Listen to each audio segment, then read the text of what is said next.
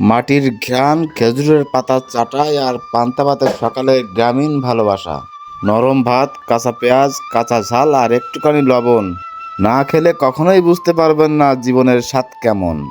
আমি গ্রামের ছেলে, গ্রামের সকাল মানেই পান্তা ভাতে সুখ খুঁজে নেওয়া। নকল শহরের খাবার নয় এটা। শহরের খাবারের মেনুতে নেই যেটা। গ্রামীণ পান্তা ভাতে আছে ভালোবাসা, মমতা আর প্রকৃতির ছোঁয়া। আধুনিকতা যতই আসুক, গ্রামীণ পান্তা ভাতে আছে শিকড়ের টান। খাঁটি বাঙালি জীবনে স্বাদ পেতে হলে আপনাকে আসতে হবে শহর ছেড়ে আমাদের এই গ্রাম। শহরের হাজারো রেসিপি হেরে যায় গ্রামের এক থাল পান্তা ভাতে। গ্রামের বাতাসে বসে এক থাল পান্তা ভাত, ওরে এটাই তো জীবন। কিছু লোক আছে শহর আর গ্রামের ভেদাভেদ খোঁজে। যারা শহর আর গ্রামের ভেদাভেদ করে তারা খুব ভালো মানুষ।